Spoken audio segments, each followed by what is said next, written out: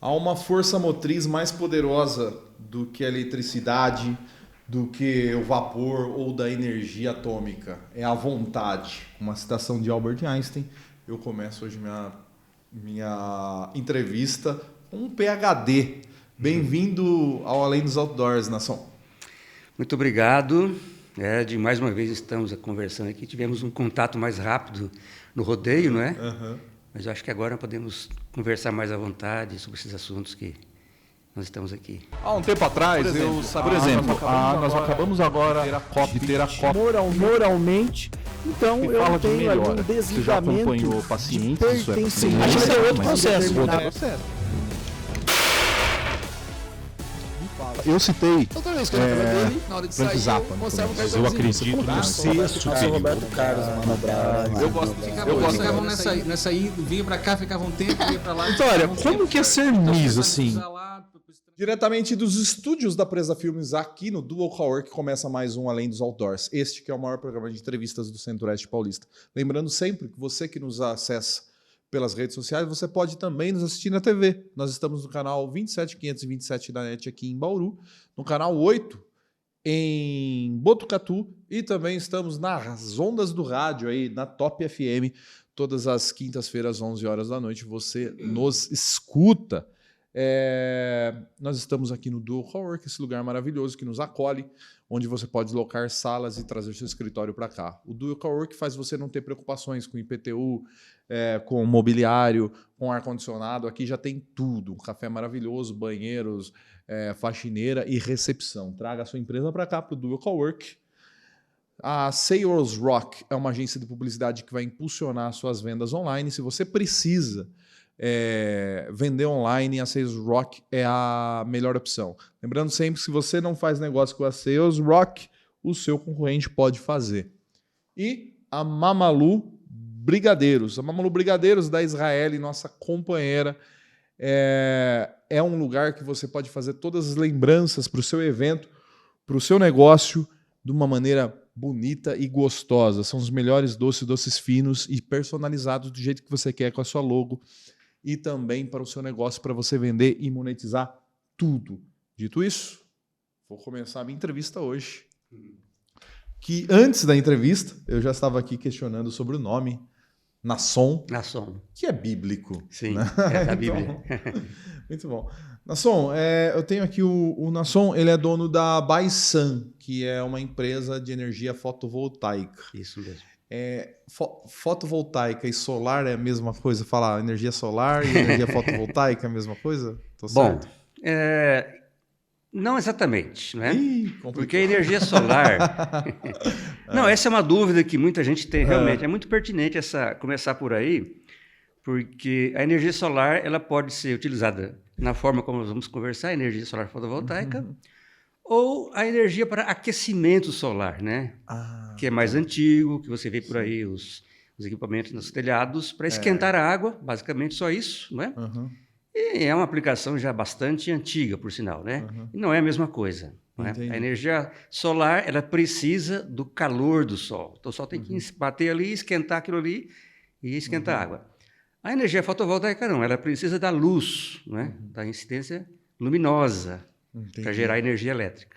Quer dizer, é algo assim muito mais nobre, né? Muito mais nobre do que a energia solar, o aquecimento solar puro e simplesmente. Entendi. Aliás, muita gente tem optado por não instalar o aquecedor solar, instalar a fotovoltaica com capacidade para fazer o aquecimento desse Para usar também. os chuveiros elétricos normais. Exatamente. Usar chuveiro elétrico, né? Nas piscinas, usar trocador de calor ao invés de aquecedor solar.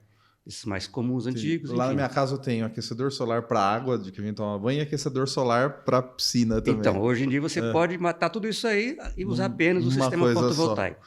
Tá. Gente, o Nasson, ele, além de proprietário da Baisan, ele tem uma história acadêmica muito interessante. Sim. Igual eu falei, ele é PhD, né? Deu aula fora, participou de grupos de estudo fora do país.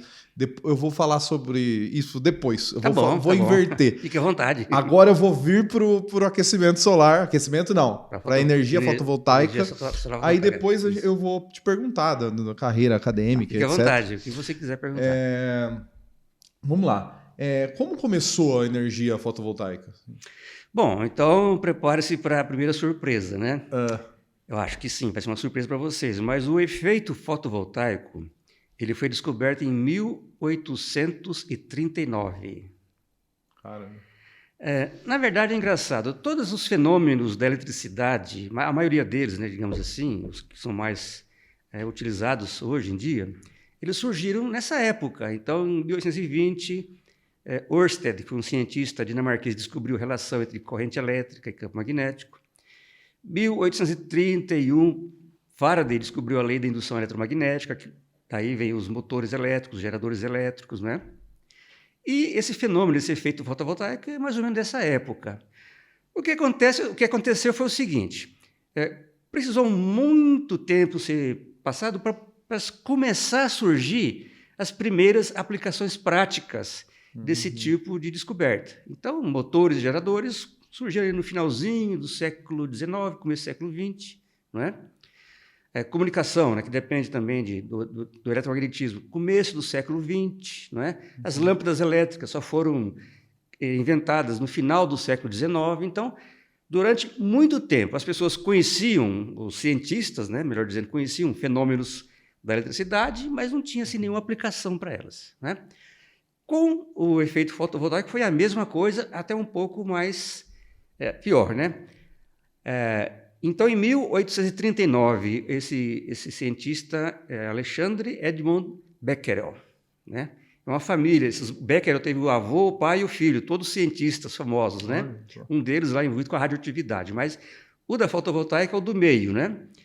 Ele descobriu esse fenômeno e tal, ficou um negócio mais a título de curiosidade, e quando foi teve algumas coisinhas no transcorrer desse tempo, mas quando foi em 1954, se não me engano, o pessoal do Bell Labs, né, um laboratório famoso, Laboratórios Bell, né, criou a primeira célula fotovoltaica com alguma aplicação prática, né? Mas acontece o seguinte, pequena potência, muita pequena potência, alguns watts apenas, e muito caro, não é?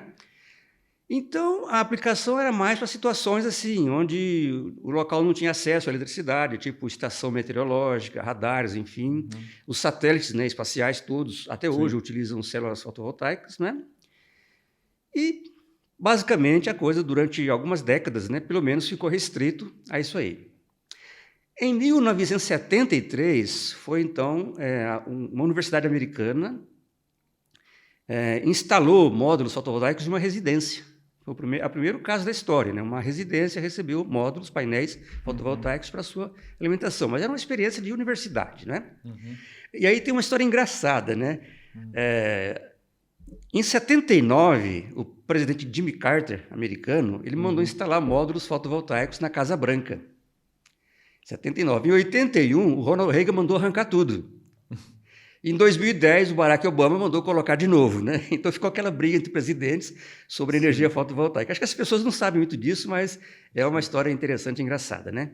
No Brasil, a coisa pegou mesmo em 2012. Então, antes disso, né, alguns países já foram avançando na utilização da energia fotovoltaica, principalmente europeus, Estados Unidos, China, Japão, enfim. E o Brasil também começou ali no começo dos anos 2000.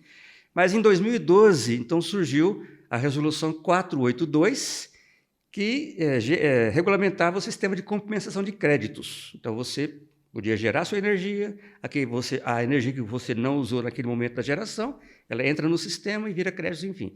Isso aconteceu em 2012. A partir daí, a energia solar fotovoltaica no Brasil deslanchou. Cada ano, batendo recordes de produção, de instalação, de crescimento, enfim, até que a Resolução 482 deixou de existir, ela caducou e entrou uma nova legislação este ano, começou a valer esse ano, né? Eu posso falar mais um pouco sobre isso mais adiante. Tá, eu tenho outra pergunta. Tá. Eu entendo como é gerada energia por usina hidroelétrica. Sim. Armazena água, a gravidade faz a água vir, gira lá uma turbina e faz Exatamente, energia. exatamente. Eu entendo como funciona as que usam diesel, que usam gasolina. Sim. Queima lá e vai embora. Sim. Eu não entendo como que faz. Como Esses, que é o processo de geração? Esses exemplos que você citou, né, tanto a hidrelétrica, quanto uma usina com óleo diesel, carvão, termoelétrica, né? Basicamente elas vão transformando a energia por fases, né? Então, no caso da hidrelétrica, primeiro tem lá a represa, então a água está armazenada, você tem energia potencial. Certo. Né? Aí que você falou, passou na turbina, acionou a turbina, então virou energia cinética. Certo? Aí acionou a turbina vai girar, fazer o gerador se movimentar. Aí pela lei de Faraday que eu citei no comecinho, né, que foi descoberta em 1831, se não me engano, você tem então a conversão final para energia elétrica. Esse é o processo da hidrelétrica. Os outros casos, usina termoelétrica é a mesma coisa, sempre tem que ter uma fonte primária para fazer uma turbina girar, para depois acionar um gerador. Ok, a energia solar fotovoltaica ela não precisa de nada disso. É a única fonte de energia que converte diretamente, sem nenhum processo intermediário, a energia do sol em energia elétrica. Diretamente. Veja bem, a energia hidrelétrica também é de fonte solar. Você sabia disso? Não. A energia hidrelétrica também tem, a fonte dela é solar. A energia que usa óleo diesel, por exemplo, também a fonte dela é solar. Sabia disso? Não.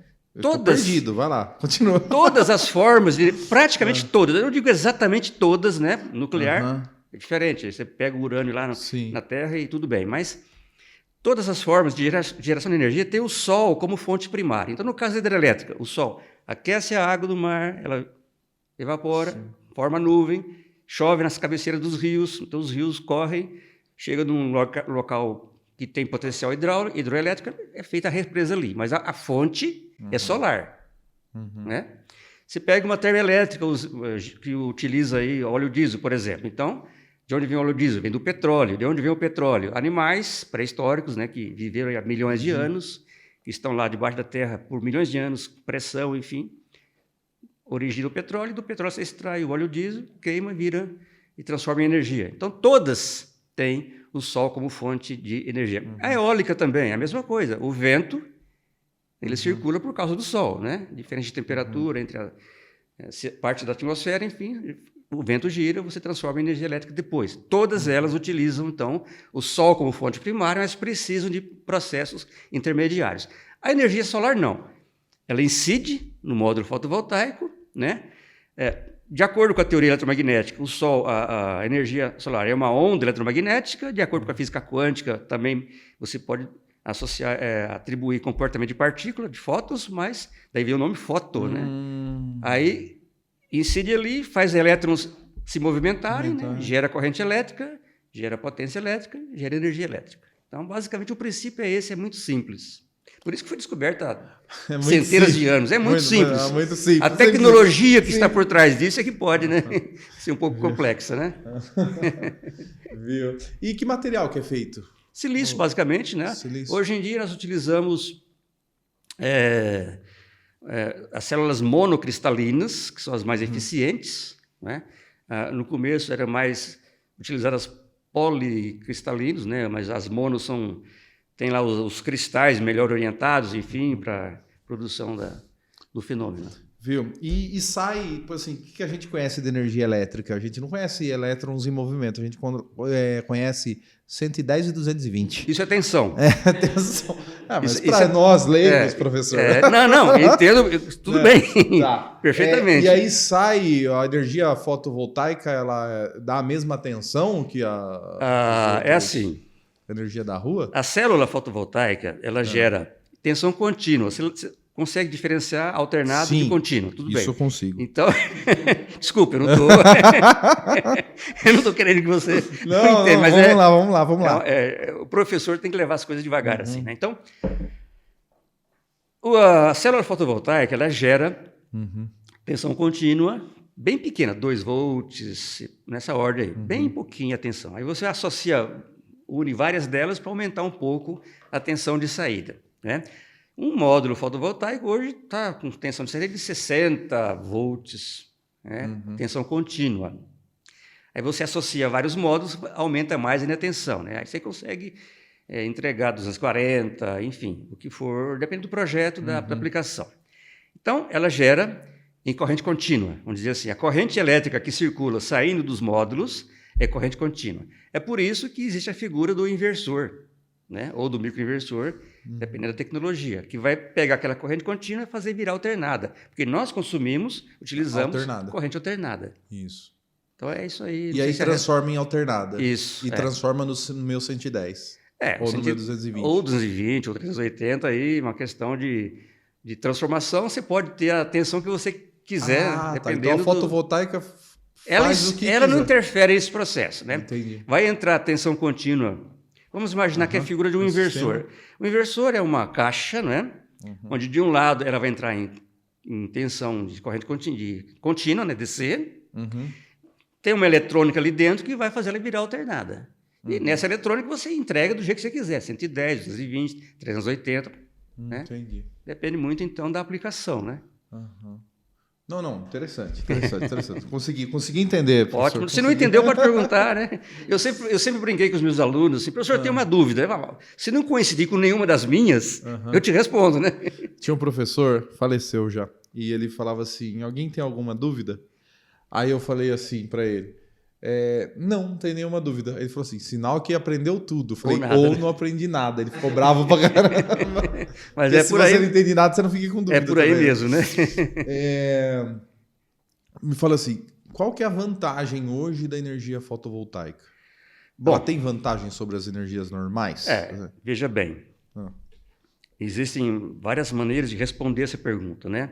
Mas a primeira delas, assim, para quem tem interesse, eu vou falar mais, eu vou focar mais na microgeração. Tá. É. Mas é essa que a gente quer saber. Exatamente. A que eu posso colocar na minha casa. Exatamente. A da indústria na verdade, eu não é quero 80%, né, no Brasil é microgeração. Então, para quem quer instalar um sistema fotovoltaico em casa, o maior interesse qual é? Financeiro. Certo. Né? Ele vai reduzir uma conta de energia de valores altos, né? 500, 600, 700 reais, para valores bem inferiores, 70, 80, 100 reais.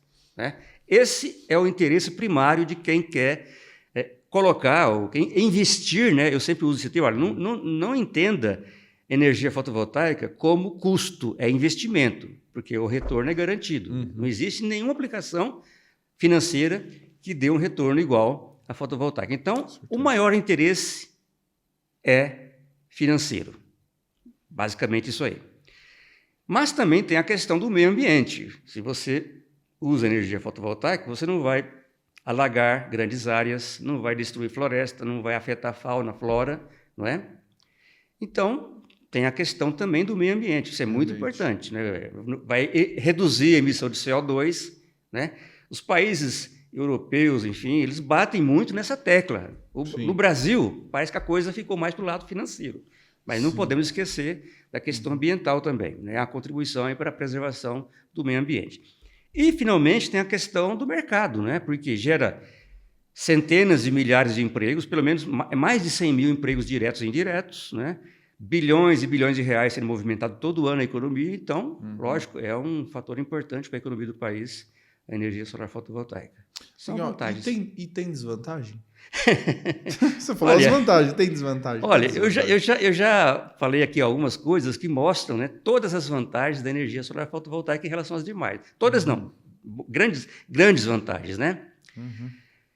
Como alguém da área, a minha tentação seria dizer que não tem desvantagem. Né? Se você for comparar fontes de energia entre si, ela é mais vantajosa. Mas veja bem, o que seria uma possível desvantagem? Daqui a alguns anos, né, os sistemas que hoje estão funcionando, eles têm a vida útil de 25, já chega nos 30 anos, eles vão começar a ser sucateados. O que fazer com essa sucata? Né?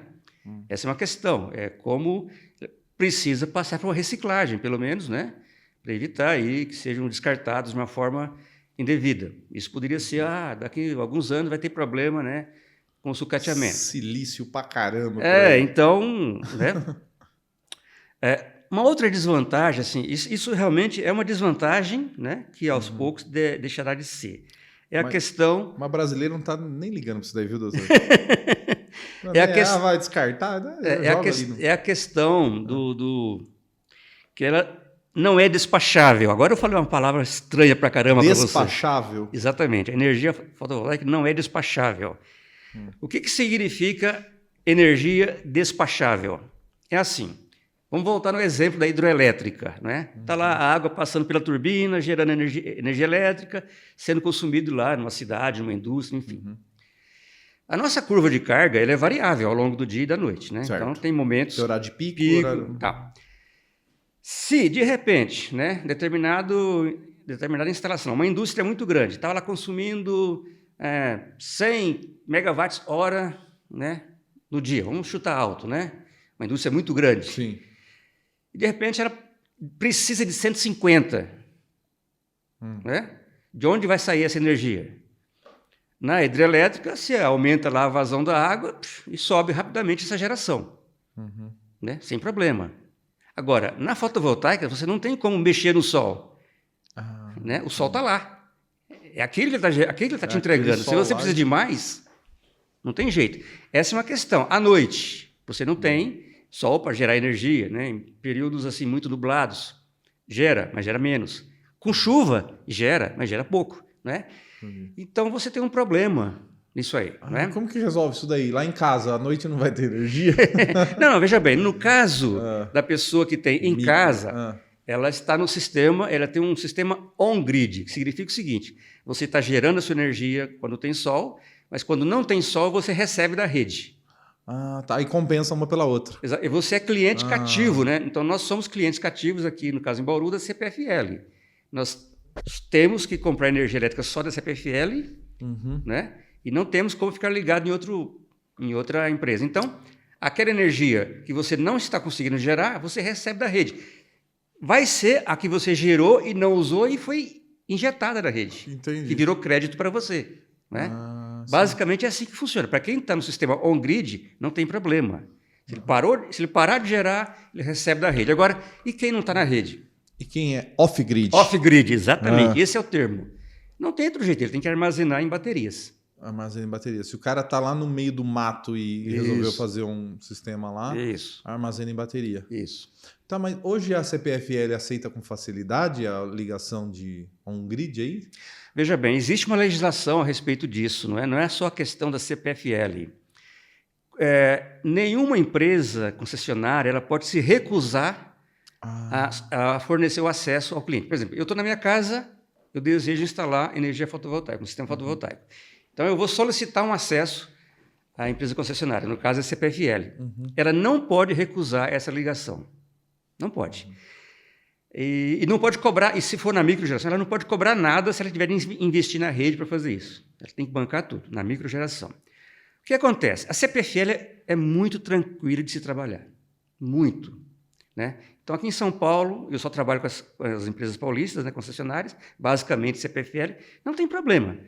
Você lança o pedido de acesso, no prazo eles respondem, fornecem o acesso, aí vai toda a tramitação, você instala, aí você pede a conexão com o sistema, eles têm lá 5 dias, eles vão no prazo e fazem a conexão, sem problemas. Eu tenho ouvido histórias de outras empresas, não vou citar nomes, até para não ter nenhum problema depois, né? Que é muito complicado mesmo trabalhar com elas. Não podem negar, mas elas conseguem, de uma certa forma, complicar a vida da pessoa, né? Mas aqui em São Paulo, pelo menos, aqui na CPFL, pelo menos, não. Porque a longo prazo é contra o negócio delas, né? Sim, veja bem, até pouco tempo atrás, até poucos anos atrás, né, digamos 5, 6 anos, a energia fotovoltaica era o quê? 1% da matriz energética brasileira. Né? Hoje, já é a segunda fonte de energia do Brasil. Está em torno aí de 15%, 16%. É difícil até citar números, porque como a coisa evoluiu muito rápido, rápido. Eu posso estar citando um número defasado, mas é 15%, 16% e é a segunda maior fonte. Aí tem essas microfontes, né? Micro unidades geradoras aí, né? E eu vi o ex mais rico do Brasil, o Ike Batista, ele construiu uma usina de energia solar. Como funciona isso daí? Fotovoltaica. Veja bem, além da microgeração, que vai até 75 kW, vem a mini geração, que vai de 75 a 3 megawatts para fotovoltaica. Se for mini geração em outras fontes, né, em fontes despacháveis, vai até 5, mas na fotovoltaica vai até 3. E a partir daí vem a geração centralizada, né, que são grandes usinas. Então, veja bem, uma cadeia de supermercados muito grande, né? Ela constrói uma usina desse porte de 1, 2, 3 megawatts em algum lugar e ela gera para o consumo dela, é o autoconsumo remoto. Então, ela é dona da usina e está gerando a sua energia. O Wake eu não sei, eu não tenho acompanhado a vida do Wake faz muito tempo, né? Porque faz tempo que ele deu uma... Que ele deu uma quebrada, deu uma quebrada, né?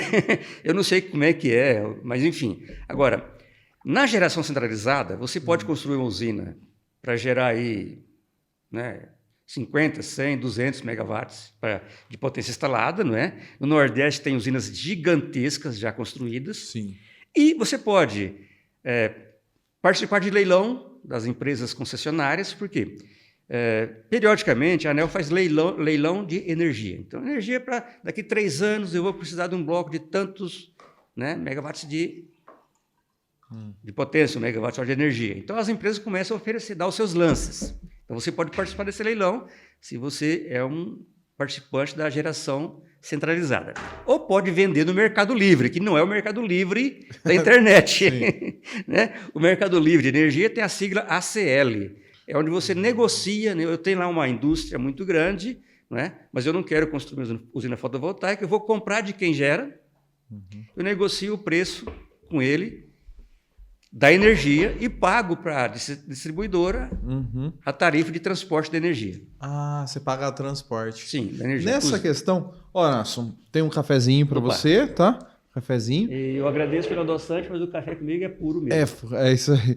E ó, aqui ó, tem uns docinhos para você levar, os docinhos da Mamalu Brigadeiros, tá?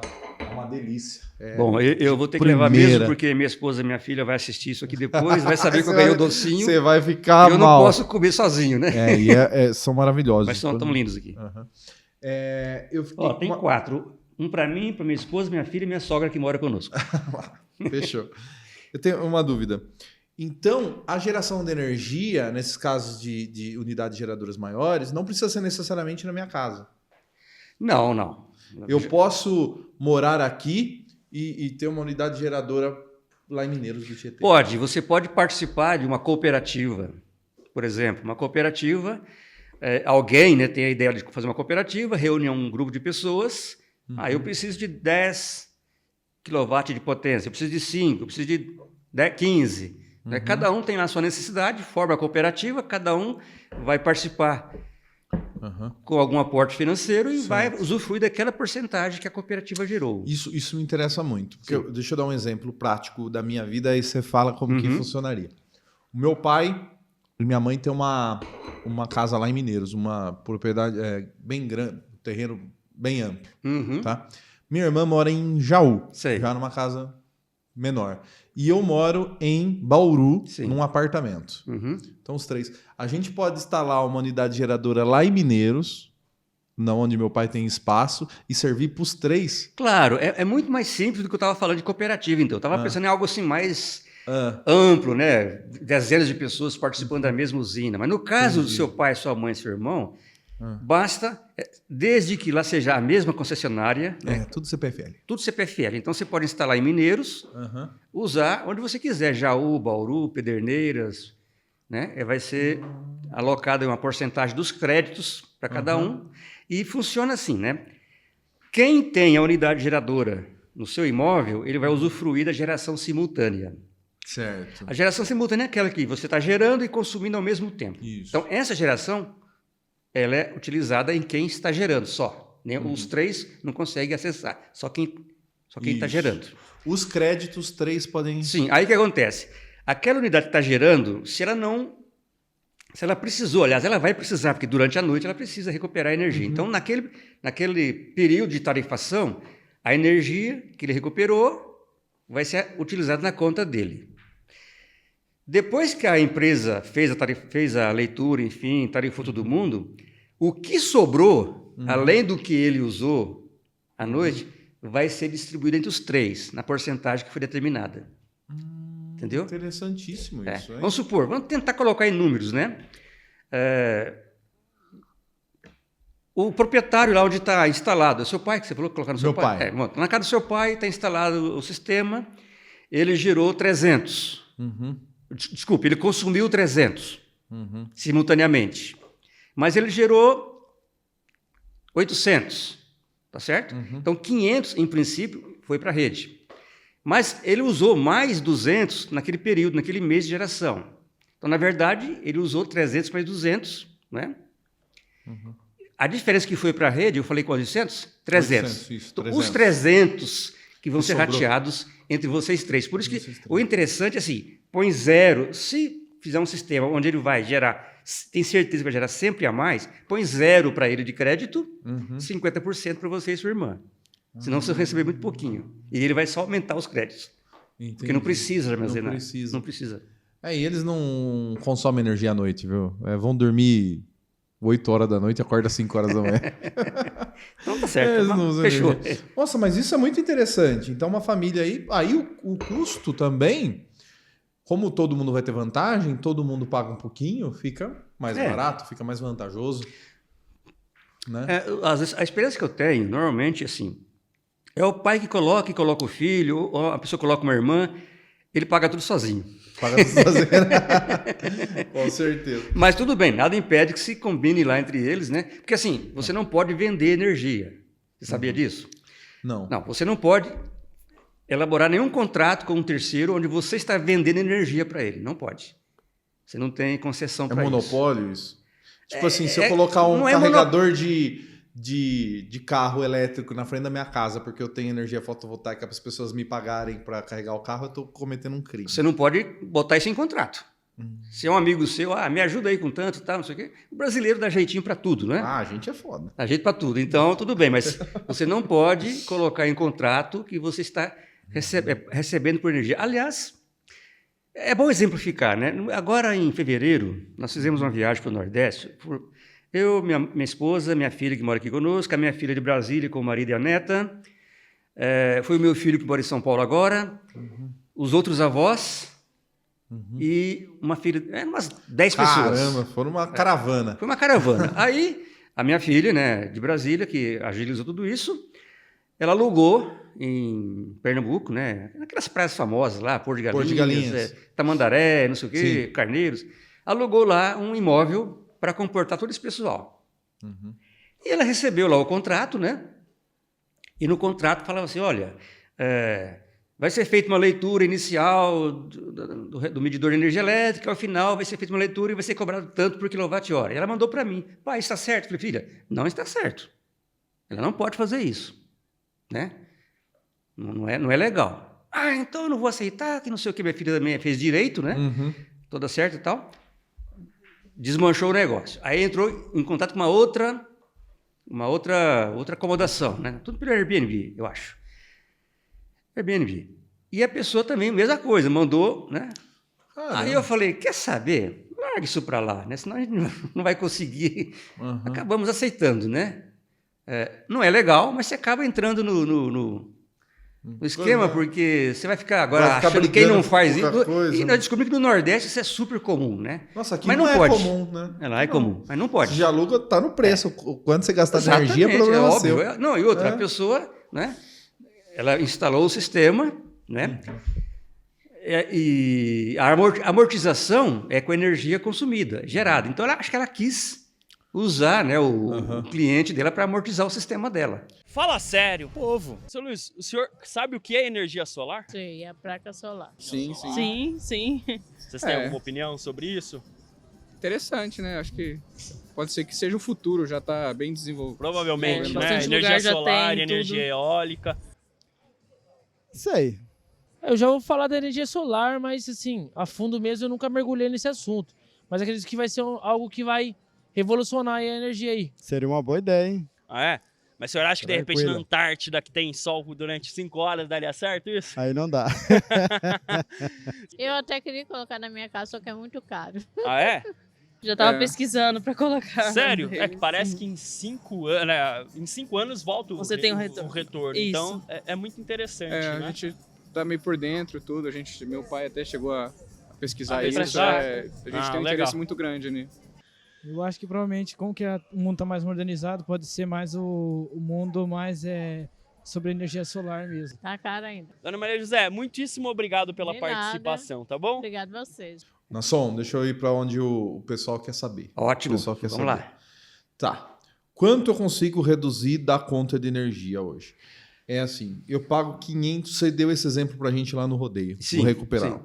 Eu pago R$ 500 por mês de energia hoje. Para quanto vai? Eu vou lá com você e falo, Nação, vem cá, instala para mim aí o fotovoltaico. Para quanto vai minha conta? Não é possível fechar um número. Ó, de 500 vai para 100. Não, não é. Depende muito do seu padrão de consumo. O que eu posso dizer é o seguinte. Você instalou a fotovoltaica, né? Mas você continua ligado no sistema da CPFL. Então, você vai pagar o que é chamado de custo de disponibilidade. O que é isso? É um valor de energia, é uma quantidade de energia em quilowatts-hora que você vai pagar utilizando ou não. Então, vamos supor, você tem uma ligação monofásica, que o pessoal mais... né? Então, você paga 30 kWh por mês de custo de disponibilidade. É o que o pessoal chama de conta mínima, consumo mínimo, né? Isso, o pessoal sabe mais por esse nome aí. Conta Paga a taxa mínima, mínima. Que eu acho que é 70 e poucos reais, né? Porque... Não. Depende da ligação que eu falei. Às vezes nem é. Às vezes é 30 e pouco, 20 e pouco. Né? Porque a minha do apartamento, quando vem menos de 70 reais, eles não cobram. Não cobram não, né? Junta com a outra do mês. Né? Mas enfim. Então, se for uma ligação bifásica, são 50 kWh. Se for trifásica, 100 kWh. Então, 100 kWh você vai pagar aí, só de custo de disponibilidade, uns R$80. 80 reais. Usando ou não. Uhum. Bom, além disso, a energia que você gera e consome simultaneamente, ela não aparece em lugar nenhum. Gerou ali, já entrou já na sua já casa. gerou, já usou, ninguém está medindo, né? Não sabe quanto foi. Você consegue quantificar olhando no monitoramento do gerador, depois olhando o que vem na conta, o que foi recuperado, né? Fornecido, e aí você consegue imaginar, bom, meu consumo simultâneo está em 20%, 30%, mas essa você não mede. Aí, aquela energia que você injetou na rede e volta para você, você paga uma taxa. Aí que vem o grande problema que surgiu nesses últimos tempos, né? Porque as pessoas ficaram assustadas, achando que vão taxar o sol, não sei o quê. Não é bem isso. Deixa eu explicar então.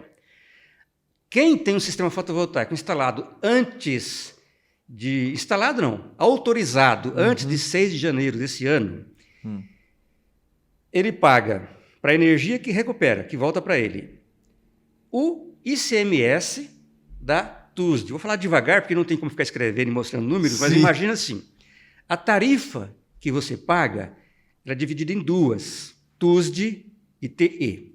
O que é TUSD? É tarifa ou taxa de utilização do sistema de distribuição, que é o da CPFL. TE é a tarifa de energia, que é quem gera a energia. São várias empresas gerando. Então, veja bem. Então, para deixar mais claro, professor, a energia é composta por duas coisas. Você está pagando a hidroelétrica ou a termoelétrica que está gerando. Ou a fotovoltaica. E o outro você está pagando a distribuidora, que passa os cabos até na sua casa. Né? Duas coisas diferentes. São duas tarifas. Você não leva isso em conta, mas se você pegar a conta de energia, está lá. TUSD e TE. Eles discriminam os valores. Né? Hoje em dia é mais ou menos igual. Parece que a TUSD agora, no momento, é um pouco maior, inclusive, do que a TE. Mas, enfim, quando você recupera a energia... Sistemas antigos paga o ICMS da TUSD, que era 28%. Aí depois, com as jogadas do governo lá para reduzir um monte de coisa, reduziu-se também o ICMS da energia elétrica. Hoje, acho que está em torno de 17%, 18%. Depende muito do que você consome. Quem consome um pouquinho, paga menos, né? Paga 12%, enfim. Mas vamos pôr o número aí, 18%, né? Isso você tem que pagar em cima da TUSD. Mas vamos supor que a TUSD seja 40 centavos por quilowatt-hora. Então, você vai pagar 18% de 40 centavos, ou seja, 3,2 centavos, se não me engano. Né? 40%. Eu não sei fazer essa conta aí. 18% de 40 centavos. Vai dar um valor pequenininho. Sim. Né? Não sei se eu falei certo, mas enfim, vai dar um valor pequeno, né? Por quilowatt-hora. Né? Somando com o seu custo de disponibilidade, vai dar uma conta aí, se você consome pouco simultaneamente, um pouquinho maior. Se você consome bastante simultaneamente, um pouquinho menor. Então, varia aí, 500 kWh. Se for bifásico, você vai pagar uns 40 de custo de disponibilidade. Né? Se você consumir uns 300 recuperando, vai dar o quê? Eu acho que no total você vai pagar aí uns 60, 70 reais, no máximo. Pô, Isso então- para o pessoal antigo. Tá. Agora eu vou falar para o pessoal novo. Tá, peraí. Então vamos marcar aqui, porque é muito técnico, tem que fazer uma releitura. Tá, O cara gastava 500 conto por mês, isso. vai passar a pagar 60, 70 reais. Isso. Tá, É, mais ou menos, né? mais ou menos, é. Tem que Vai fazer lá. as contas aqui Então, para vamos ter lá, no certeza. sistema novo, como tá? Bom, o sistema novo é o seguinte. Além dos 18% do ICMS... deixa eu só retornar aqui com uma informação. Durante um certo tempo, o governo de São Paulo zerou o ICMS.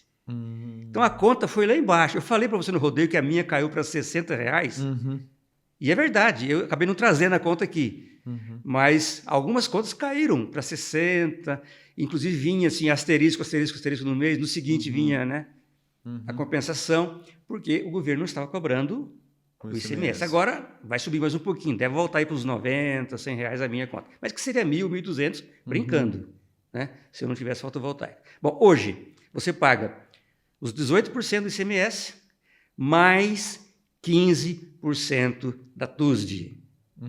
Entendeu? Esse ano, o ano que vem, os 18% da TUSD mais 30%. O que eu falei? 18% do ICMS mais 30% da TUSD. 2025, 18% do ICMS mais 45% da TUSD. Isso vai até 2029, se não me engano, não é? Onde você vai estar pagando 90% da TUSD e o ICMS. 2030 vai para 100% da TUSD mais o ICMS. Isso o pessoal que colocou esse ano, a partir desse ano. Quem colocou até o ano passado só vai ter algum impacto na tarifa em 2045. Entendeu? Olha a diferença. Cara, eu não acreditava. Eu falava da fotovoltaica para as pessoas. Agora não. Teve cara que chegou a falar que não acredita. Tinha uma pessoa, moradora aqui num desses condomínios de luxo de Bauru, um dia me chamou para eu fazer um orçamento para ela de fotovoltaica. Eu fiz orçamento e tal, né? Apresentei para ele e nada de resposta, né?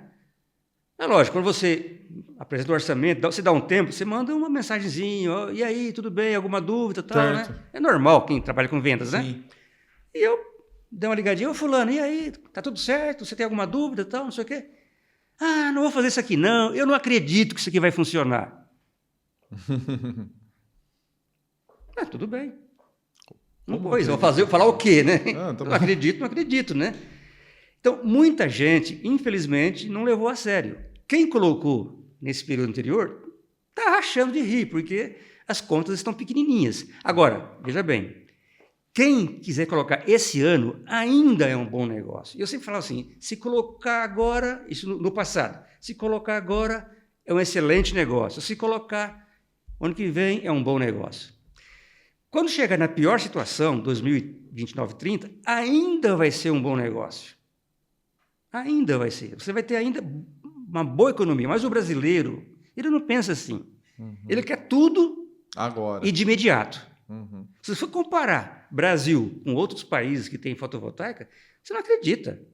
Por exemplo, em Portugal. Eu vou sempre a Portugal, né, trabalhei lá um tempo como professor visitante e tal, fiz amigos em Portugal. Quando eu visito Portugal, eu fico na casa deles, inclusive, é coisa rara de português, mas eles me recebem em casa. E um desses amigos tem fotovoltaica na casa dele. Eu assim, aí eu expliquei como é que era no Brasil, estava falando, puxa, aqui não é assim, não. A energia minha que vai para a rede não volta mais. Não volta mais. Entendeu? Só existe lá uma situação que ele poderia voltar se ele colocasse um sistema híbrido, que armazenasse em bateria e tal, mas é muito caro. Então, nós sempre tivemos boas condições. Então, as pessoas não entenderam o que ia acontecer, né? Vai taxar o sol, vai taxar o sol. Na verdade, é uma forma de começar a remunerar a empresa concessionária pelo uso do sistema. Basicamente isso, né? Foi mal conduzido o processo? Muito mal conduzido. Eu tenho tempo para falar mais um pouco ainda? Tem. Tá. Porque é importante que as pessoas entendam isso, né? A resolução 482, ela tinha prazo para acabar. Era para acabar em 2019, né? O que aconteceu? A ANEEL, que é a agência reguladora. agência reguladora, né? Ela que é responsável por isso aí, Então, ela foi chegando perto do final do prazo, ela promoveu consultas públicas, enfim, né? A sociedade podia manifestar, consumidor, as empresas de concessionárias, as empresas do setor fotovoltaico, todo mundo podia falar alguma coisa, né? Nessa consulta pública. E, no final, ela elaborou alguns cenários, né? Desde ficar tudo como estava, que todo mundo sabia que não ia passar, até um super draconiano, que eu não me lembro mais os detalhes, mas ia matar ali na hora o setor. E ela ia escolher um deles. Não é que ela ia propor um deles, não. Ela ia, era a prerrogativa dela escolher um deles. Ela escolheu o pior.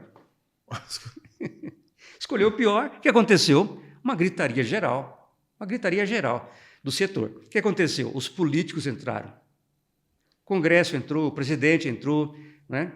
E começaram a se movimentar, né? E 2 deputados, um chamado, acho que Lafayette Bonifácio Lafayette de Andrade, parente do Bonifácio antigo, lembra? Uhum. Quer dizer, da história, né? Sim. Esse deputado de Minas, Bonifácio Andrade, e um do Mato Grosso do Sul, se não me engano, chamado Beto Pereira, eles tomaram a frente de fazer uma lei, né, para regulamentar isso. Não era necessário, era apenas prerrogativa da ANEEL, fala, vai ser assim, morreu a história. Uhum. Não.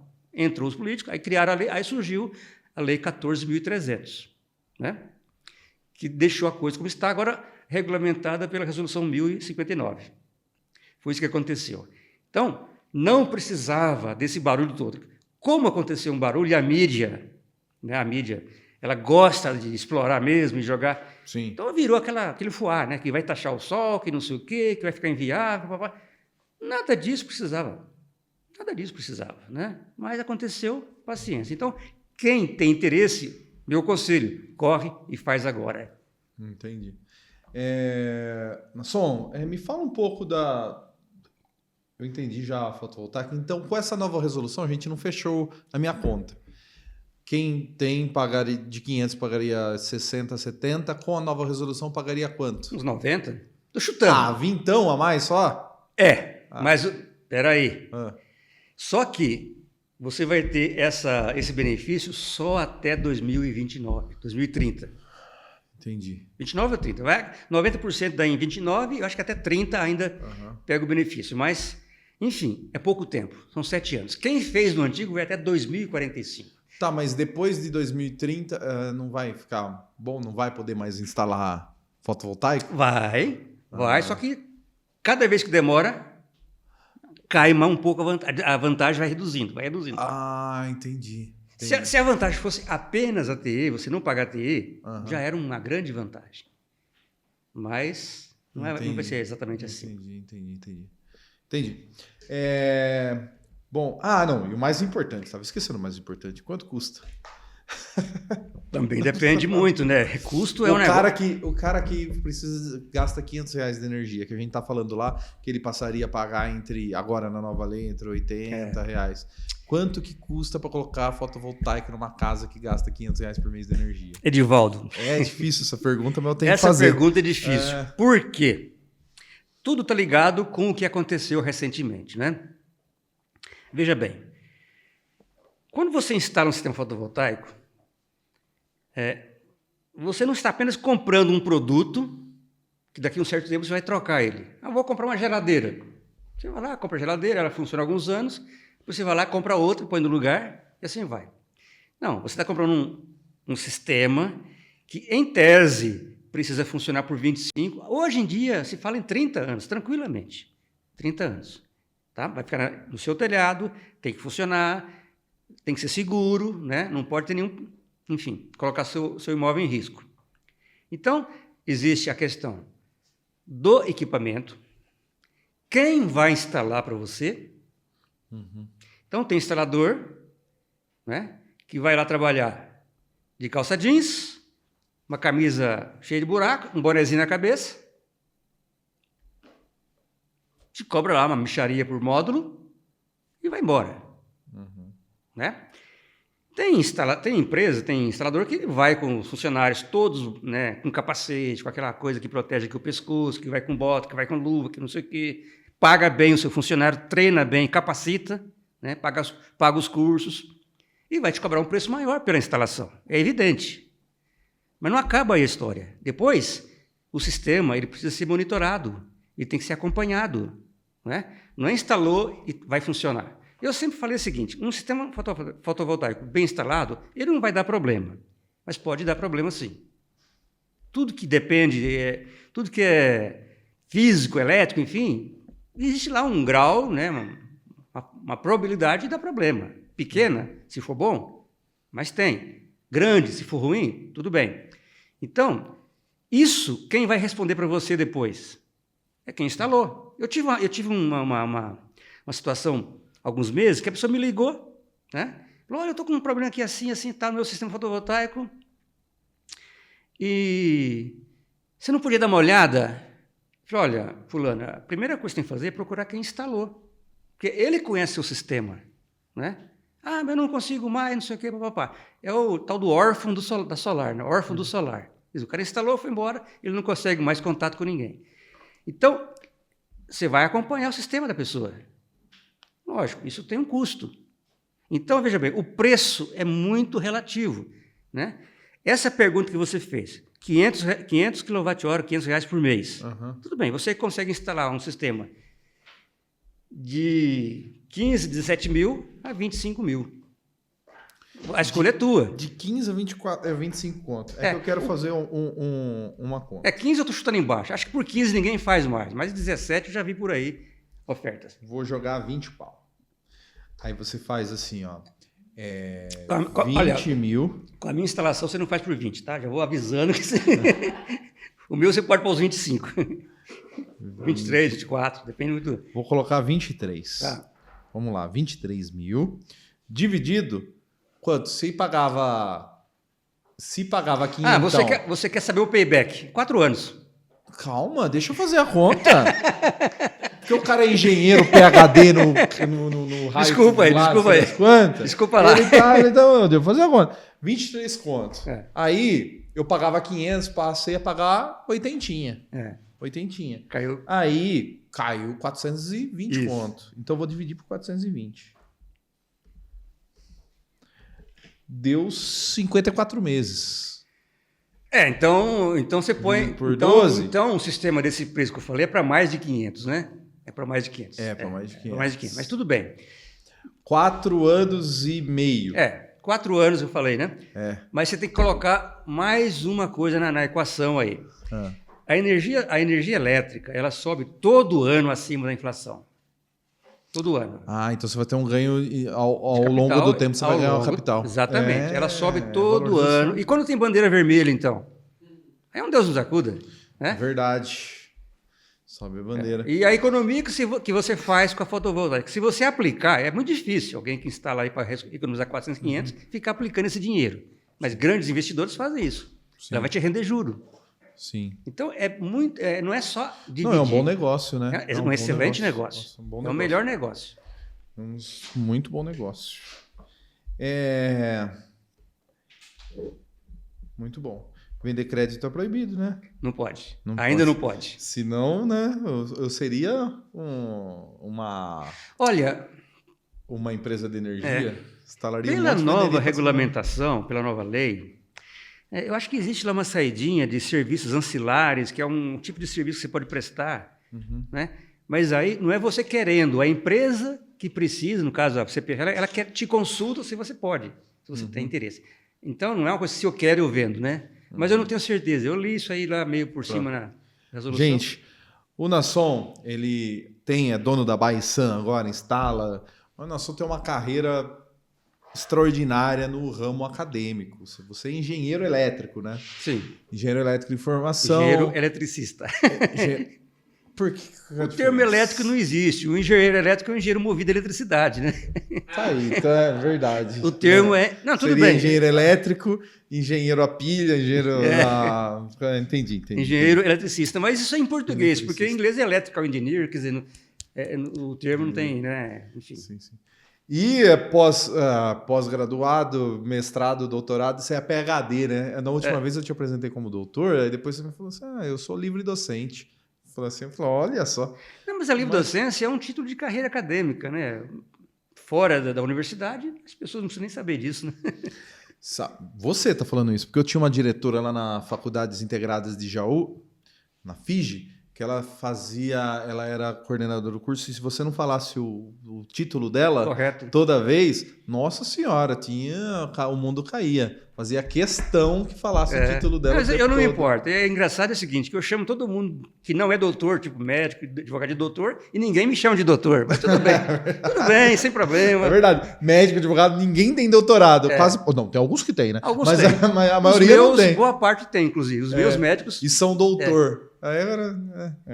Os meus médicos, eu não vou citar nome, claro, mas boa parte deles são professores da USP, foi da Unesp, não sei o quê, acaba, né? Também... E você lecionava na Unesp, né? Muito tempo. Você não aposentou, não tem saudade da sala de aula? Rapaz, assim, eu tenho, não vou negar que tenho, mas também, sei lá, é outra fase da vida, né? Como eu falei, eu voltei um certo tempo a dar aula, uma disciplina, fiquei lá 6 meses e saí de novo. Eu gosto de ensinar, eu gosto, né? Eu gosto, quando tem o interesse em aprender do lado, eu gosto de ensinar, né? Mas eu tenho saudade da pesquisa. Então, né? você era professor pesquisador, né? Sim, que realizava pesquisas. Eu tenho saudade das viagens que eu fazia, eu rodei o mundo inteiro, né? É bom. E você foi professor visitante, né? Em vários lugares. Eu fui professor visitante no Canadá, na Universidade de Vitória. E em Portugal também, na Universidade do Minho, fica ali no norte. A estrutura educacional dos caras é melhor que a nossa ou é história isso daí? Olha, você tinha o laboratório que você montou lá para você pesquisar lá, era melhor, que tinha mais equipamentos que os laboratórios que a Unesp montava para você? Em Portugal, não. Não? Em Portugal, não. Em Portugal, eles lutam com bastante dificuldade também e conseguem tirar água de pedra, né? Enfim, eles conseguem fazer muita coisa com o que eles têm. E no Brasil, muitas universidades têm um orçamento assim que se eles tivessem 20%, 30% daquilo, eles faziam um milagre. Né? Eu não vou comparar com o Canadá, porque é outro mundo. Certo. É outro mundo, realmente lá a coisa é diferente mesmo, né? Foi minha experiência maior, que fiquei mais tempo. Mas também visitei universidades em outros países, né? Estados Unidos, Europa em geral, e China. Né?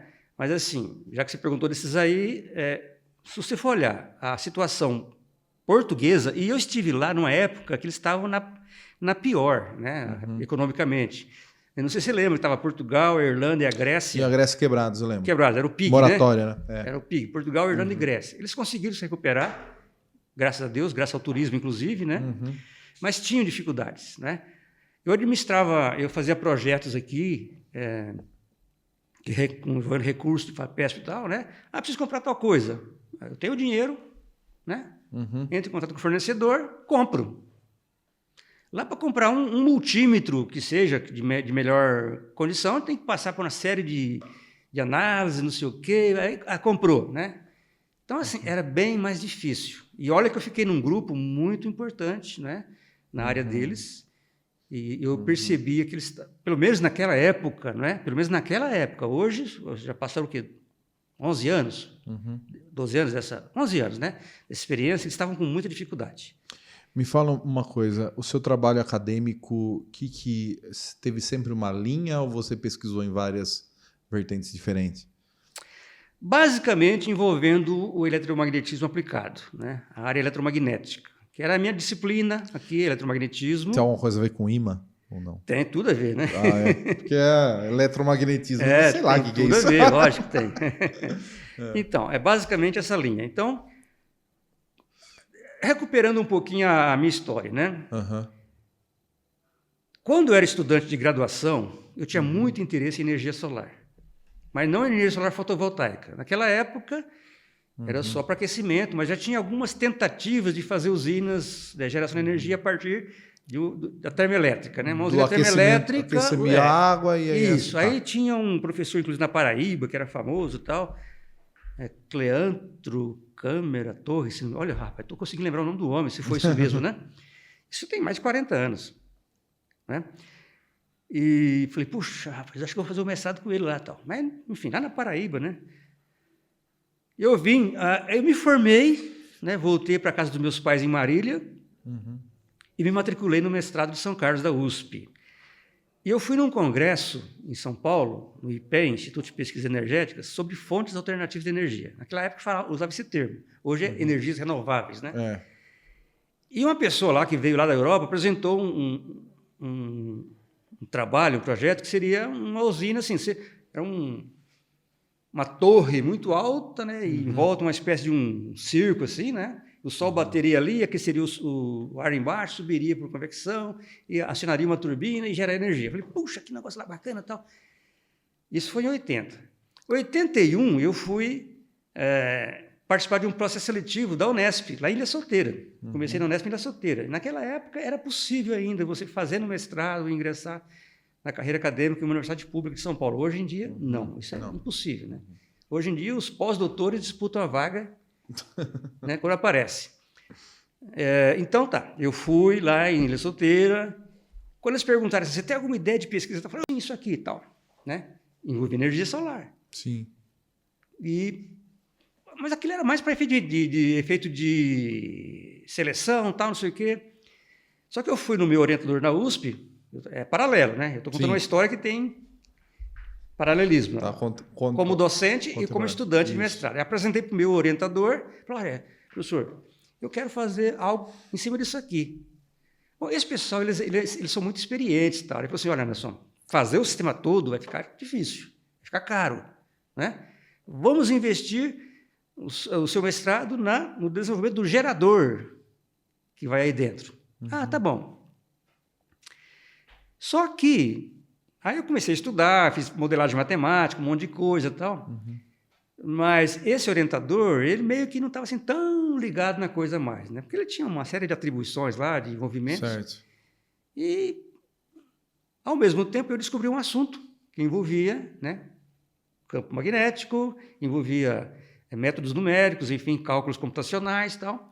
E eu tinha feito uma matéria com outro professor que eu gostei muito, né? Aí cheguei nele e falei, olha, professor, eu estou com esse artigo aqui assim, tal, eu tenho interesse em fazer um mestrado nisso aqui. O meu orientador antigo já falou que não tem problema, aliás, eu falei com o primeiro, com o antigo, ele falou, não, eu não tenho condição, mas fique à vontade de procurar outro orientador. Eu não vou te prender, não. E ele aceitou, né, esse segundo. Então, como eu entrei nessa linha de pesquisa, eu desenvolvi ela por muitos e muitos anos. Né? Fui desenvolver mestrado, né? Eu lembro que você perguntou para mim o título da minha tese de doutorado. É verdade. Eu falei, gente... Que título de tese tão tem comprido. 4 linhas, né? Não, é um negócio assim, deixa eu tentar lembrar. Uma contribuição ao estudo de fenômenos transitórios em dispositivos eletromagnéticos pelo método dos elementos finitos.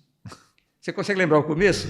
Não, eu não tenho nem ideia que você falou. Para mim, Muito bem. falou grego. Então, mas esse foi o meu mestrado, minha tese. Né? E eu fui nessa linha, então, por muitos anos. Muitos anos, né? E aí, mais para o final, assim, lá pelos anos 2000 e alguma coisinha, comecei a... Eu estava... é interessante, eu tinha um colega da Civil, né? Que nós estávamos conversando assim, meio tipo boteco, almoço, café, sei lá, né? Eu falei, ô fulano, como é que você sabe para saber como é que está a armadura dentro da estrutura de concreto armado, né? Também quero saber. Como é que vocês fazem para examinar isso aí e tal? Ele falou, rapaz, existem várias técnicas. Aí ele falou de raio-x, mas raio-x é perigoso, é caro. Falou algumas técnicas lá, falou assim, olha, eu tenho uma ideia. Se a gente usar campo magnético para fazer uma inspeção disso aí, pode dar certo. Falou, se der certo, eu tenho interesse e tal. Aí eu comecei a desenvolver esse assunto. E, então, durante alguns anos, eu fiz todo o estudo teórico, fiz a parte teórica primeiro, né? Sim. Vi que tinha chance de sucesso. E aí eu comecei a solicitar recursos para a FAPESP. Então, eu tive vários projetos aprovados para desenvolver isso aí, né? Só que o negócio demora anos, né? Então, comecei o primeiro estudo lá para achar a posição, o tamanho da barra, depois para analisar a corrosão, não sei o quê. Mas tudo em laboratório. Né? Tudo em laboratório. Nada de campo ainda. Só que, infelizmente, eu comecei com isso já muito próximo de me aposentar, né? Aí, quando chegou em 2016, eu fiquei naquela dúvida. O que eu faço agora? Eu vou me aposento, eu continuo mais um tempo, né? Porque eu estava com o negócio funcionando. Você estava com o negócio muito... E não existe isso daí, né? Que não existe. Não, já existe. Existe, né? Existe. Você compra esse aparelhinho hoje em dia, né? Mas naquela época era um pouco mais recente e outra. A minha ideia era estudar corrosão, coisa que até hoje ainda é um paradigma, é uma coisa para o pessoal resolver, né? Eu estava conseguindo bons resultados nisso aí. Só que você tem a vida pessoal também. Né? Isso não é só trabalho, né? Você tem um lado pessoal, você tem a família, você tem essas coisas que você quer fazer. Eu sei que, para encurtar a história, Ed, no dia 31 de agosto de 2016, eu submeti no sistema SAGE da FAPESP meu último relatório. Relatório de bolsistas, submeti. No dia 1º de setembro, eu estava aposentado. Olha só. Eu me aposentei com resultados que eu nunca publiquei. Não publiquei. Aí comecei a fazer outras coisas, viajar e tal. Então, basicamente. Agora tem a Baisan. Vai instalar agora tem a Baisan, né? Vai instalar energia fotovoltaica para todo lado aí. Nasson, obrigado por ter vindo aqui. Foi um prazer. Foi muito bom. Sempre que precisar, as tuas ordens. Tirei todas as minhas dúvidas de energia fotovoltaica. Já tenho vontade de instalar e dividir com meu pai e com a minha irmã. Vamos em frente, vamos fazer isso aí. Muito bacana. Obrigado mesmo. Foi um prazer. Lembrando, olha aqui, a revista Atenção, tá? Esse mês. É o nosso parceiraço. Sim, o Carlos, né? Nós vamos ter uma conversa amanhã, inclusive. Essa daí é sua. Tá bom? Muito obrigado, viu? Suas ordens. Galera, esse aqui foi mais um Além dos Outdoors, seu programa de entrevistas aqui de Bauru e de toda a região. Lembrando sempre que nós estamos aqui no Dual Cowork, esse lugar que nos acolhe. E que é um cowork? O que é um cowork? É um lugar que você pode trabalhar junto com outras pessoas, alugando salas individuais ou compartilhadas. Aqui tem toda a estrutura já pronta. Cadeiras confortáveis, mesas de escritório, ar-condicionado, tudo limpinho, tudo maravilhoso, café bom, recepcionista. Então você pode trazer o seu negócio para cá e não ter preocupação, não ter que gastar tendo um escritório.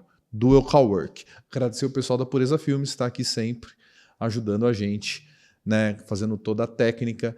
E também falar sobre a Sales Rock. A Sales Rocks é mais que uma agência de publicidade. Cuida de todo o marketing da sua empresa e principalmente vendas online. Ela é especializada em varejo e pode fazer você vender muito mais. Fala com o Lucas que eu tenho certeza que você vai ser bem sucedido no seu negócio.